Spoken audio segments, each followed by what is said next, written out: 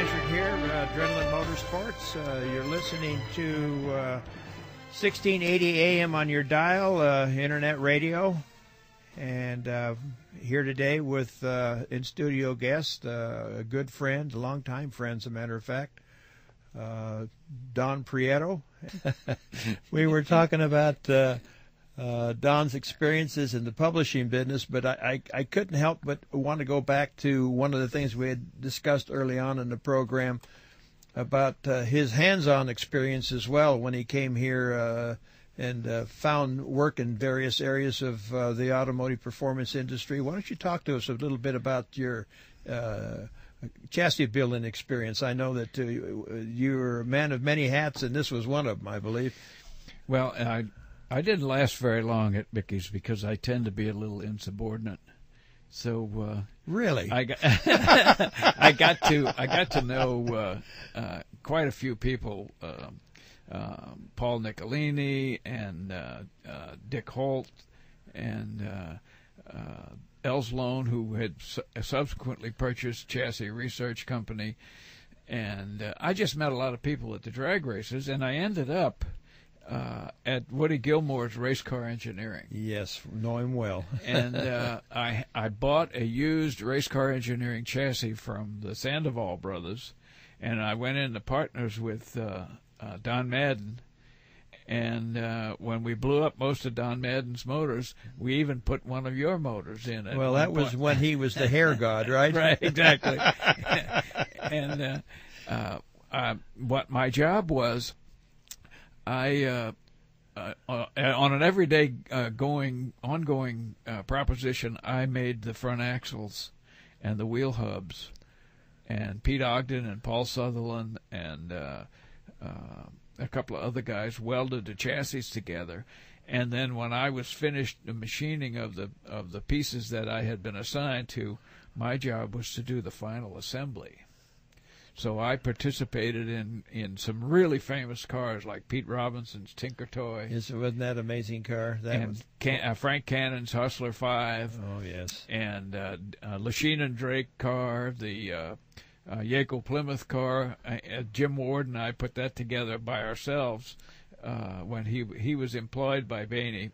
Oh, boy. And he came over to Race Car Engineering, and we put that together. And a sidebar there is he was the guy who named the headers Zumi headers. Well, who named the weed burners?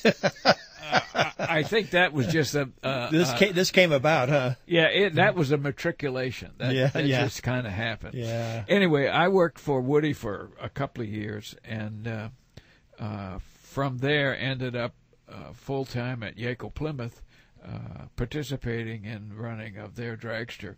But I watched the chassis grow from 98 inches, which was my first chassis research chassis, to 150 inches was the length of the wheelbase of the cars that the last ones that I put together, and now they're 300 inches. Isn't that amazing? So it would take a huge amount of the original cars just to make up the length. Yeah, that's very, very of the true. current car. When you say sidebar, I kind of have one too, in reference to the cars of the era were Woody Gilmore cars, as most of old school racers remember.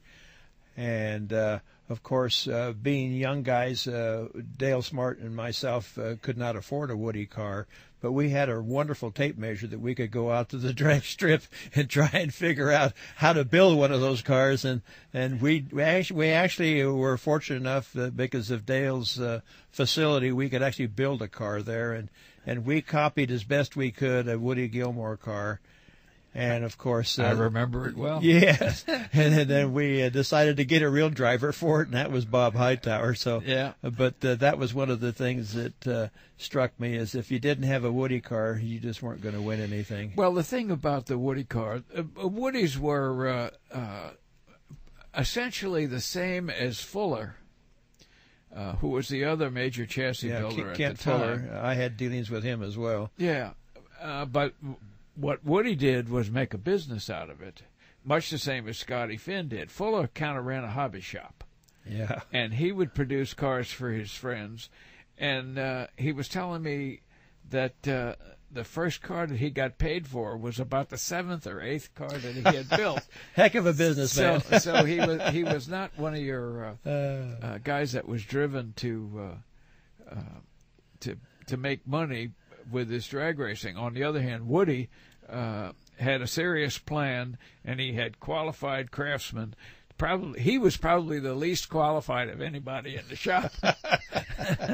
But he had the idea. You know, Sutherland and Pete Ogden were both long-time Northern California drag racers who really knew what they were doing when it came to welding torches and bending pipe and stuff like that. Yeah, they did really good work. Well, the cars that came out of that shop were just phenomenal, and the things that he did, I mean, just innovations. The slip tube, for example, was quite an innovation in itself, where you'd transfer the weight of the engine as the car accelerated. That in itself was a pretty clever deal. And of course, they had pins that you could stop the tube from slipping if you did need to have it slip. So a lot of neat things came out of that shop. And the quality of the work was just unbelievable. These were things that we were just in awe of. And of course, being low buck racers, we couldn't quite match the quality, but we gave it our best, that's for sure. There were so many neat things in those days. And then you had the bodybuilders. Well, there were several bodybuilders, and the bodybuilders tend to be artists.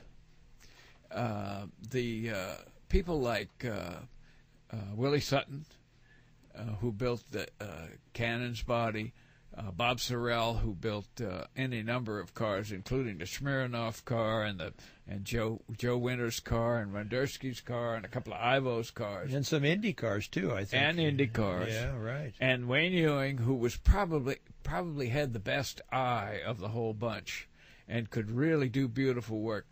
But he was busy making 12 children. And that's what made his life go around was. Well, and then we had our friend Tom Hanna. We'll have it ready for you next week, kind of a deal. Well, Hanna was a real first-class craftsman, and he learned his trade. He was self-taught. He built a car that looked like the Gerblach and Prudhomme car from pictures in Wichita, Kansas, if you can believe that. And he brought it out to California and raced it in the local area, and learned all about it. And then partnered with Blair down in San Diego, and from there he started building bodies.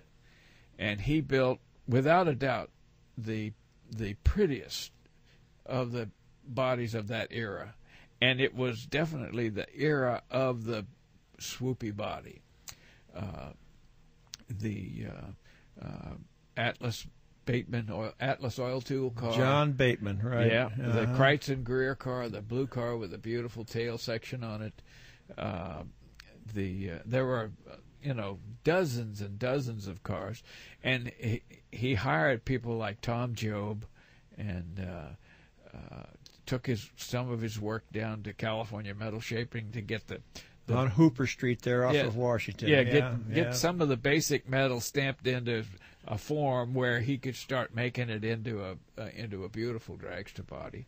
Wow.